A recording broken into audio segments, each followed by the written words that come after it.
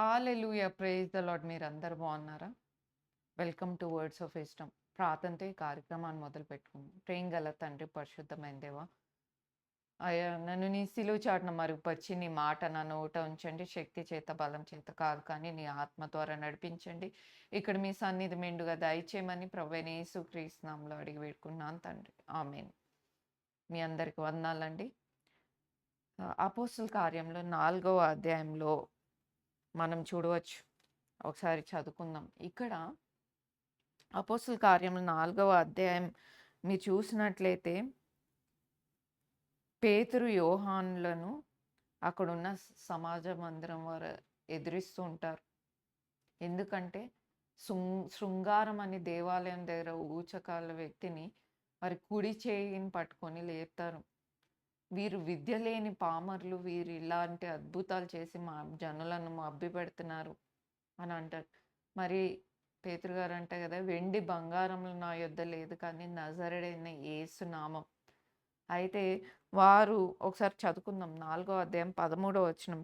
వారు పేతురు, యోహానులు ధైర్యం చూచినప్పుడు వారు విద్య లేని పామరులని గ్రహించి ఆశ్చర్యపడి వారు యేసుతో కూడా ఉండిన వారిని గుర్తెరిగి స్వస్థ పొందిన ఆ మనుషుడు వారితో కూడా నిలిచి ఉండుట చూచి ఏమీ ఎదురు చెప్పలేకపోయారు. అప్పుడు సభ వెలుపలికి పొండని వారికి ఆజ్ఞాపించి తమలో తాము ఆలోచన చేసిరి, ఈ మనుషులను మనం ఏమి చేద్దుము? వారి చేత ప్రసిద్ధమైన సూచక క్రియ చేయబడి ఉన్నదని యెరూషలేములో కాపురమున్న వారికి అందరికీ స్పష్టమే. అది జరగలేదని చెప్పజాలము. మరి జనులందరూ ఈ ఆశ్చర్యం చూశారు. ఆ ఊచకాల వ్యక్తిని చేయి పెట్టుకొని లేపడం చూసినప్పుడు మరి ఆశ్చర్యపోతున్నారు. మనం దీనిని మభ్యపెట్టలేము, జనులందరికి అర్థమైపోయింది అని సభలో ఉన్న వారందరిని బయటకు పంపించి ఏం చేద్దాం ఈ పేతురు, యోహానులే అని శిక్షిద్దామా, శిక్షించి వదిలేద్దామా అన్నప్పుడు వారికి ఒక మాట చెప్తారు. ఏంటంటే, మీరు ఏ నామంలో అయితే స్వస్థత ఇది చేస్తున్నారో ఆ నామం మీరు ఉచ్చరింపకూడదు, మీరు ఆ నామం మాట ఎత్తకూడదు అంటే అప్పుడు అప్పుడు వారిని పిలిపించి మీరు యేసు నామం బట్టి ఎంత మాత్రం మాట్లాడకూడదు, బోధింపకూడదని వారికి ఆజ్ఞాపించిరి. అందుకు పేతురు, యోహాను వారిని చూచి, దేవుని మాట వినుట కంటే మీ మాట వినుట దేవుని దృష్టికి న్యాయమా? మీరే చెప్పుడి. మేము కన్న వాటిని విన్న వాటిని చెప్పకుండా ఉండలేమని వారికి ఉత్తరం ఇచ్చిరి. ఇదే పేతురు, యోహాన్లు, ఇదే పేతురు, ఒకప్పుడు బొంకిన పేతురు, నాకు ప్రభు అంటే ఎవరో తెలీదని 3 సార్లు బొంకాను. అదే పేతురు ఈసారి మీరు చెప్పొద్దు, మీరు ఆ నామం ప్రకటించొద్దు, బోధింపకూడదంటే మేము కన్న వాటిని, విన్న వాటిని గురించి మేము చెప్పకుండా ఎలాగూ ఉంటాం? ఎవరు మమ్మల్ని ఆపగలరు? మేము దేవుని మాట వినాలా? మీ మాట వినాలా?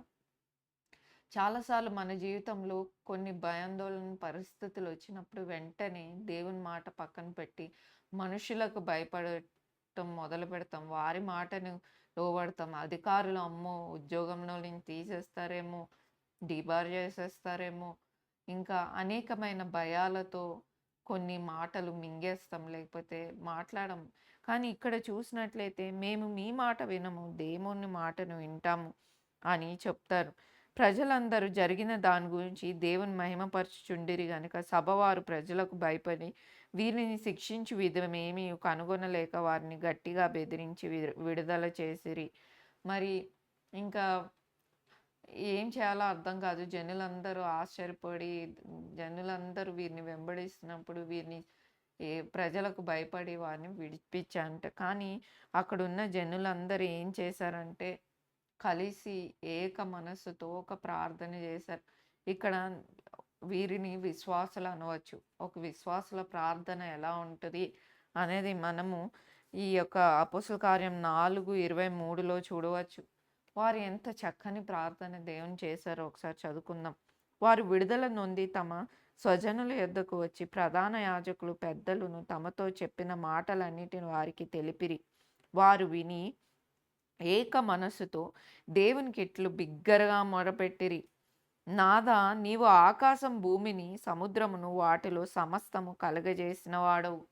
దేవా, నువ్వు భూమి ఆకాశములను సృజించిన వాడవు, సమస్తము నీ ద్వారానే కలిగింది. బిగ్గరగా మొరపెట్టారు. మనం ప్రార్థన చేయమంటే రాదు. ఎప్పుడైతే కష్టంలో ఉంటామో కొంచెం గట్టిగా ప్రార్థన చేస్తాం. మరీ విపరీతమైన డేంజర్ పరిస్థితిలో ఉంటే ఇంకా గట్టిగా ప్రభువా నన్ను కాపాడు, నన్ను రక్షించు అంటాం. అట్లాగా ప్రభువా నువ్వు ఈ భూమి ఆకాశములను సృజించిన వాడవు. సముద్రంలో వాటి సమస్తంను కలగజేసిన వాడు. మీరు చూసినట్లయితే నిర్గమకాండం 20వ అధ్యాయం ఒకసారి చదువుకుందామండి. 11వ వచనం ఆకాశ భూమిని సృజించినవాడు ప్రభువే అని రాయబడి ఉంటది. 6 దినముల్లో యెహోవా ఆకాశము, భూమియు, సముద్రమును వాటిలో సమస్తము సృజించి 7వ దినము విశ్రమించెను. మరి ఇక్కడ చూసినట్లయితే 6 దినముల్లో సమస్తం సృజించి 7వ దినమున విశ్రమించెను అనుంది. అలానే మీరు కీర్తనలో ఎన్నో సార్లు కీర్తనదారుడు ఎన్నో సార్లు ప్రభువును స్తుతిస్తాం మనం చూడవచ్చు. 103వ కీర్తన ఒకటో క్షమించండి. 107వ కీర్తన ఒకటో వచనం చదువుకుందాం. యెహోవా దయాళుడు, ఆయన కృతజ్ఞత స్థుతులు చెల్లించుడి, ఆయన కృప నిత్యముండును గాక అని ఉంటుంది. 146వ కీర్తన 6వ వచనం ఒకసారి చదువుకుందామండి. 146వ కీర్తన 6వ వచనం. ఆయన ఆకాశము, భూమిని, సముద్రమును దానిలోని సర్వము సృజించినవాడు. ఆయన ఎన్నడూ మాట తప్పనివాడు. మరి ఆకాశం, భూమి, సర్వము వాటిలో ఉన్న వాటన్నిటిని సృజించినవాడు. ఆయన ఎన్నడూ మాట తప్పడు. మరి ఎత్తిన వెంటనే మనం ప్రార్థన ఎట్లా చేయాలో ఈ విశ్వాసుల దగ్గర నేర్చుకుందాం. ఎత్తిన వెంటనే మనం ఏమడుగుతాం? ప్రభా కారు దయచేయి, ప్రభా అప్పు తీర్చు, ప్రభా డబ్బులు దయచేయి, ప్రభా ఆహారం దయచేయి, ప్రభా ఇల్లు దయచేయి, ప్రభా ఆరోగ్యం దయచేయి. కానీ వారు విశ్వాసులుగా ఎలా ప్రార్థన చేశారంటే, దేవుని ఒక గొప్పతనాన్ని గురించి మొదట ప్రార్థన చేశారు. ఆకాశము ఆయన సింహాసనం, భూమి ఆయన పాదపీఠం. ఆయన ఈ భూమిలో ఉన్న ప్రతీదీ ఆయన ద్వారా సృజింపబడింది. 6 దినములు ఆకాశ, భూమి, సముద్రము వాటిలో ఉన్న వాటన్నిటిని సృజించిన నా దేవా అని దేవుణ్ణి స్తుతిస్తున్నారు. దేవుణ్ణి ప్రశంసిస్తున్నారు మొదటిగా. ఆ తర్వాత మనం చూసినట్లయితే అన్యజనులు ఏలా అల్లరి చేసిరి, ప్రజలెందుకు వ్యర్థమైన ఆలోచనలు పెట్టుకొనిరి, ప్రభువు మీద, ఆయన క్రీస్తు మీద భూరాజులు చాలండి. అన్యజనులు ఏలా అల్లరి చేసిరి, ప్రజలెందుకు వ్యర్థమైన ఆలోచనలు పెట్టుకొనిరి. మరి ఒకసారి కీర్తనలో కూడా ఇది రాయబడి ఉంది. 2వ కీర్తన 1వ వచనం ఒకసారి చదువుకుందాం. కీర్తనలు 2:1 అన్యజనులు ఏలా అల్లరి రేపుచున్నారు, జనములు ఏలా వ్యర్థమైన దాన్ని తలంచుచున్నారు.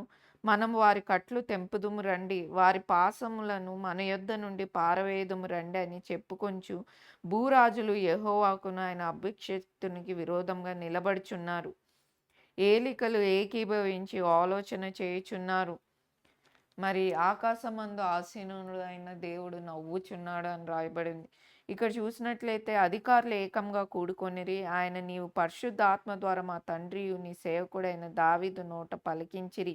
ఏవి జరగవలనో నీ హస్తము, నీ సంకల్పము ముందుగా నిర్ణయించునో వాటన్నిటిని చేయుటకై నీవు అభిషేకించిన నీ పరిశుద్ధ సేవకుడైన యేసునకు విరోధంగా హేరోదు, పొంతి పిలాతును అన్యజనులతో. ఇక్కడ నీకు ఏమి జరగనై ఉన్నదో నువ్వు సమస్తం ఎరిగిన వాడవి, నీకు ముందే తెలుసు ప్రభువా అని అంటున్నారు. అధికారులను ఎన్నుకునేవాడు ప్రభువే. మరి ఇక్కడ చూసినట్లయితే వారు ఎన్ని ఆలోచనలు చేసినా నీ చిత్తమే. మరి దేవునికి విరుద్ధంగా ఏ రాజ్యము, ఏ గవర్నమెంట్, ఏ కౌన్సిల్ ఏది నిలబడలేదు అని చెప్తూ మరి వారిని అన్యజనులు లేకపోతే భూరాజులు ఎంత విరోధంగా ప్రయత్నించినా, ఎంతగా చేసినా నీవు ఏది ముందుగా నిర్ణయించావో వాటన్నిటినీ మరి నీ సంకల్పము చొప్పున జరుగుతాయి. నిజంగా విశ్వాసులుగా మనకి ఇటువంటి నువ్వు ముందుగా ఏం నిర్ణయించావో ప్రభువా నా జీవితానికి, ఏంటి నీ సంకల్పమో అదే జరుగుతుంది. ఎంత శత్రు సైన్యం నా యొద్దకొచ్చినా నన్ను ఎవ్వరు ఏమాత్రం చేయలేరు అంటే అది ఒక విశ్వాసపూరితమైన ప్రార్థన. వీరు అటువంటి ప్రార్థనను చేశారు. అంతేకాదు ప్రభువా, ఈ సమయమునందు వారి బెదిరింపులు చూచి, రోగులను స్వస్థపరచుటకు నీ పరిశుద్ధ సేవకుడైన యేసు నామం ద్వారా సూచక క్రియలు, మహత్కార్యములు చేయుటకు నీ చెయ్యి చాచి ఉండగా, నీ దాసులు బహు ధైర్యంగా నీ వాక్యం బోధించినట్లు అనుగ్రహించుము. మరి వారు అప్పుడు చేసిన అద్భుత కార్యాలు, సూచక కార్యాలు పేతురు, యోహాను మరి వారు అడ్డుకుంటున్నారు సమాజ మందిరం వారు. మరి వారు చేసేవి వారు నీ నామంలో రోగగ్రస్తులు స్వస్థపరచుటకు, దయ్యాలను విడిపించుటకు, అనేకమైన అద్భుత సూచక కార్యాలు జరిగించుటకు మరీ ధైర్యమును వారికి వాక్యంను బోధించినట్లు మరి నీ దాసులు బహుధైర్యంను అనుగ్రహించమని ప్రార్థన చేస్తున్నాం. ఈరోజు మన సేవకుల కొరకు మనం ప్రార్థన చేస్తున్నామా? ధైర్యంగా వాక్యం ప్రకటించాలి. ఎటువంటి పరిస్థితిలో అయినా కొంచెం శ్రమ వస్తే కొంచెం నువ్వు క్రైస్తవుడువా అంటే ఎంతమంది అమ్మో! ఇల్లు ఇవ్వరేమో, అమ్మో! ఉద్యోగం ఇవ్వరేమో, అమ్మో! శాలరీ పెంచరేమో, వాళ్ళలో ఒక మనిషిగా నేను ఉండాలి అనుకునేవారెందరో. కానీ ఇక్కడ చూసినట్లయితే వారి పేతురు, యోహానుల కొరకు ఇంకా ధైర్యంగా, ఇంకా మునుపటి కంటే బహుధైర్యంగా వారు వాక్యాన్ని ప్రకటించాలి, చెప్పాలి అని వారు ప్రార్థన చేశారు. అలానే మీరు ఆహ్, చూసినట్లయితే ఇక్కడ ఎఫ్ఎస్సి గ్రంథము 6:19 ఒకసారి చదువుకుందామండి. ఎఫ్ఎస్సి 6:19 మరియు నేను దేని నిమిత్తము రాయబారినై సంకెళ్ళలో ఉన్నానో ఆ సువార్త మర్మము ధైర్యంగా తెలియజేయుటకు నేను నోరు తెరిచినప్పుడు మరి ఇక్కడ చూసినట్లయితే నేను ఎటువంటి పరిస్థితుల్లో ఉన్నానో దేవుని వాక్యం మట్టికి ప్రకటింపబడాలని పౌలు అంటాడు. మరి ఇక్కడ చూసినట్లయితే ఎటువంటి పరిస్థితి అయినా వారు ఇంకా బహు ధైర్యంగా ఈ వాక్య ఏమంటారు దేవుని నామంలో రోగగ్రస్తులను, దయ్యాలను వెళ్ళగొట్టకు మరీ ధైర్యంతో వాక్యాన్ని ప్రకటించాలి అని వారు అంటారు. అంతేకాదు వారు ఉన్న చేట 31వ వచనం వారు ప్రార్థన చేయగానే వారు కూడి ఉన్న చోట కంపించెను. అప్పుడు వారందరూ పరిశుద్ధాత్మతో నిండిన వారై దేవుని వాక్యం ధైర్యంగా బోధించిరి. మనం పిరికివారమండి. మనము కొంత శ్రమ దినాలు ఇంకా క్రీస్తు నామం ప్రకటింపబడకూడదు.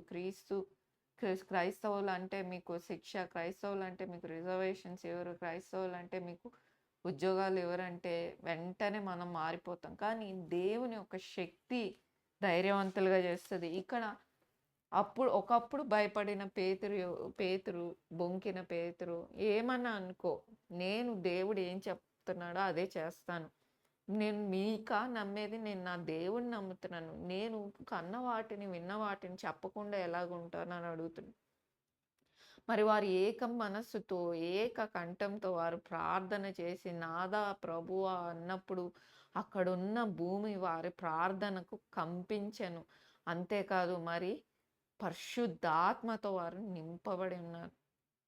నిజంగా అటువంటి ప్రార్థనలు ఈరోజు చేస్తున్నామా మనం? మన మన సేవకుల కొరకు, కాపుదల కొరకు ఇంకా అనేకులు ఒకవేళ నువ్వు ఇతరులను రక్షిస్తే సరే, ఇతరుల సువార్తను వెదజల్లితే సరే, లేదు నీ వల్ల కావట్లేదంటే నీ నీ సంఘ కాపరి కొరకు, కాపుదల కొరకు ఇంకా అనేక ఆత్మలు మా కాపరి రక్షించాలని ప్రార్థన చేసేవారుగా ఉంటున్నామా? సంఘము ఏక కంఠంతో ప్రార్థిస్తే అక్కడ ఏమొచ్చిందంటే భూకంపం వచ్చి అక్కడ ఉన్న వారందరూ పరిశుద్ధ ఆత్మతో నిండుకొని ఉన్నారు. ఈరోజు సంఘంలో ఏక ఏక మనసు, ఏక ఆత్మ ఉందా? లేదు. ఎక్కడ చూసినా విభేదాలు, హై క్లాస్, లో క్లాస్ అనే పెద్ద కులం, చిన్న కులం అని అనేకమైన విభేదాలు. ఏక మనస్సుతో, ఏక కంఠంతో ప్రార్థన చేసినప్పుడు తక్షణమే దేవుడు వారి ప్రార్థనకు జవాబునిచ్చాడు. ఈరోజు అటువంటి ప్రార్థనలు మనం చేస్తున్నాం. ఏ కాడికి మనకి ఐహికమైన విచారాలు, ఈ భూమి సంబంధమైనవి. కానీ దేవుని రాజ్యం నశించిపోయే ఆత్మల కొరకు మొరపెడుతున్నామా? ఈరోజు మనం పరీక్షించుకోవాల్సిన సమయం. ప్రార్థన. ప్రేమగల తండ్రి, పరిశుద్ధమైన దేవ, మీ వాక్యం ద్వారా మాట్లాడిన విధానానికే వందనాలు ప్రభు. అవునైనా తండ్రి, అయ్యా మా ఆలోచన అంతా ప్రభా ఏం తిందుమా, ఏం తాగుదామా, ఏం ధరించుకుందామా అన్నట్టే ఉంటాం నాయన. అవునైనా ప్రార్థించేవారుగా లేం నాయన, చింతించేవారుగా ఉన్నాం నాయన. అవునైనా అవునైనా పరిస్థితులొచ్చేటప్పుడు బెదిరిపోయేవారుగా ఉంటున్నాం, కృంగిపోయేవారుగా ఉంటున్నాం, విసిగిపోయేవారుగా ఉంటున్నాం, వేసారిపోతున్నాం తండ్రి. అయ్యా! నీ సన్నిధిలో దేవా, నాథా, ప్రభువా నువ్వెంత గొప్పవాడివి. ఆకాశం నీ సింహాసనం, భూమి నా పాదపీఠం అన్నావు ప్రభు. అయ్యా! నీ గొప్పతనాన్ని చాలా సార్లు మేము ప్రభా మర్చిపోతున్నాం. అందుకని మా జీవితాల్లో ప్రభా మేము ఇలాగా అవిశ్వాసులుగా అయ్యా! విసిగిపోయిన స్థితిలో భయాందోళనతో ఉన్నాం నాయన తండ్రి. అయ్యా! ఈరోజు మీ వాక్యం ద్వారా మాట్లాడిన విధానానికే వందనాలు ప్రభా. అవును నాయన తండ్రి. అయ్యా! మేము అయ్యా! ఏక మనస్సుతో, ఏక ఆత్మతో ప్రభా మేము ప్రార్థించేవారుగా, మొరపెట్టేవారుగా, నీ దగ్గర నుండి జవాబు పొందుకునేవారుగా చేయండి నేను. విత్తిన వాక్యాన్ని ముద్రింపజేయమని ప్రభువైన యేసుక్రీస్తు నామములో అడిగి వేడుకుంటున్నాను తండ్రి. ఆమేన్. మీ అందరికి వందనాలండి. మరి ఈ కార్యక్రమాలు మీకు ఉపయోగకరంగా ఉన్నట్లయితే దయచేసి షేర్ చేయండి, లైక్ చేయండి, సబ్స్క్రైబ్ చేయండి. దీప్తి ప్రకాష్ అనే యూట్యూబ్ ఛానల్. అంతేకాదు ఈ పరిచర్య ద్వారా మీరు మేలు పొందిన వారైతే ఈ పరిచర్యను ప్రోత్సాహపరిచే బాధ్యత మీ మీద ఉంది. స్క్రీన్ మీద కనపడుతున్న నంబర్స్ మీరు ఈ పరిచర్యలో పాలు పంపులు పొందొచ్చు. ప్రభు చిత్తమైతే మళ్ళా కలుసుకుందాం. అంతవరకు సెలవు. Thank you.